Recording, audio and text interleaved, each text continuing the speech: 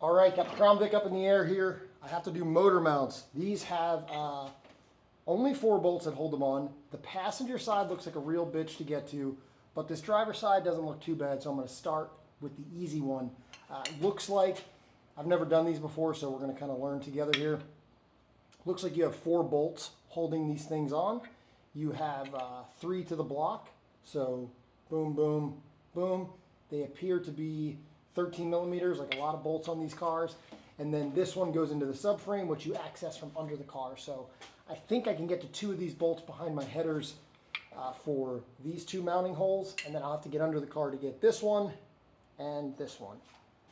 This is gonna be for 2003 to 2011 Crown Vics. The earlier ones, I'm not sure how you do it. Like I said, I'm not even sure how you do this one. My motor mounts are sagging pretty bad. Certain angles, my motor can actually hit my steering shaft, which is not good. So I've been putting this off for a minute. Let's see if we can get it done in just a couple hours. I'm hoping it's not too bad. The bolts really do seem like a bitch to get to on that passenger side. I didn't find any videos on YouTube of at least quickly. Typically when you type in a car and what part you're trying to replace, it comes up rather quick. There is nothing on a 2011 and 2003 Crown Vic just motor mount video that I found quickly on YouTube, so this will be one that I hope helps people. We'll take a look at this again. 3 main bolts, 1, 2, 3, and then you have this 4th stud that goes into the subframe. The other ones are in the block. Long-winded, let's get this going. All right, a couple things. I'm going to show you how to get these bolts loose, but if you have this or if you're going to order the parts, it might benefit you to order one of these as well. This is a swivel head 13. I found this was the easiest way to get to the 3 bolts. The passenger side actually ended up being pretty easy to get the bolts loose. I am going to walk you through how I got to them, but you can reach all 3 pretty easily with this swivel head. You can go right over the starter actually, and then the main nut that goes into the subframe is actually an 18 millimeter, which we'll get under the car, and I'll do my best to film that. I might not have good microphone down there, but I'll try to show you how I got to it. So if you're gonna order motor mounts, you might spend a couple bucks on Amazon, get a cheap one of these. This is a swivel head 13 shallow. So that worked well. And then you have, I had a long extension and a 6-inch extension, and that got me to where I needed to get. We are under the driver's side right now. I'm going to show you what I did. This is my extension. Oh, give me a second.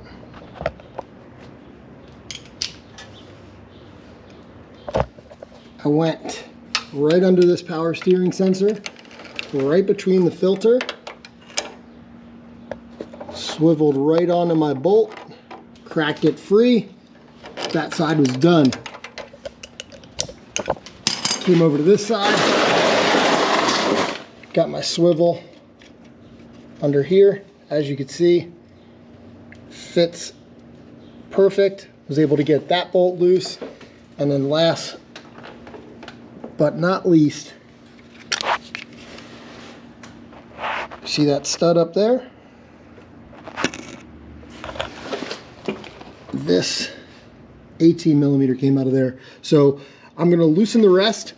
Then I'm going to have to jack up the engine a little bit to get that motor mount out, and we'll see how difficult it is to get the other one in. Passenger side. So here's my starter. See, buried up there is that bolt. One, I disconnected the battery, so no chance of arcing happens. And I came right up here with my swivel head.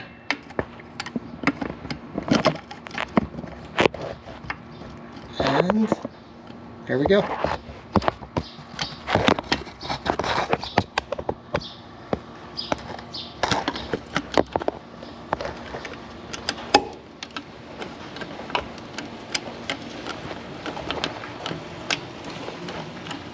So that's uno.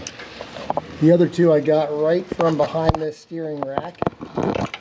Boom, boom. Pretty simple.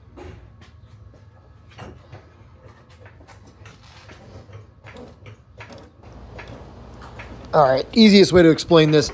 Right here, I'm jacking up the motor. I loosened all the bolts, so everything is basically ready to come out. And as I'm jacking this up, the motor mounts are becoming loose. I was able to sneak the driver's side out right between the headers and the subframe, and I was able to sneak the passenger side out right through the line. So I'm going to show you how I put the passenger side back in. And I did not get a clip of me putting the driver's side in, but it's quite easy. You literally put it in the same way you took it out, but the passenger side was a little bit more complicated. So I will show you in this clip here how to get that in. And yeah, hopefully this video is helpful. This one was a little more difficult. So the lives like this, I had to sneak it in under these lines. Let's get in there. Come on. Get to the angle.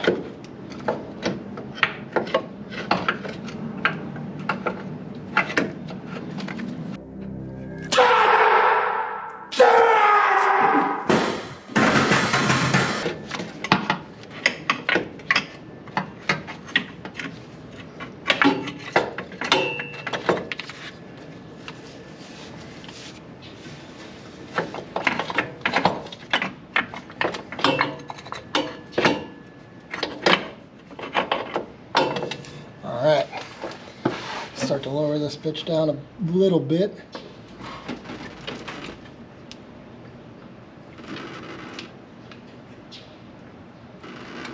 Still giving the motor mount room to wiggle. It's good. So now I just got to get the bolts back in by hand, lower it down, tighten them all back up, and let's see.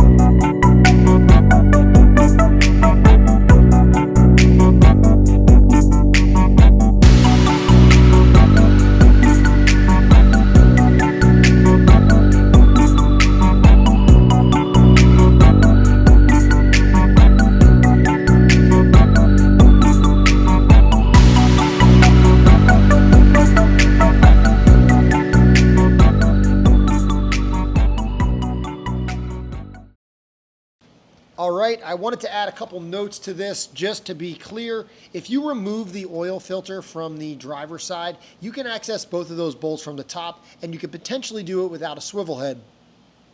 I found the swivel was very crucial on the passenger side. It gets around the starter really nice and easy, and you don't have to really get the perfect angle to get the bolts out on the other side. And I was able to sneak my hand in there and start all the bolts by hand before I lowered the car down. So what I did was I started all the bolts by hand.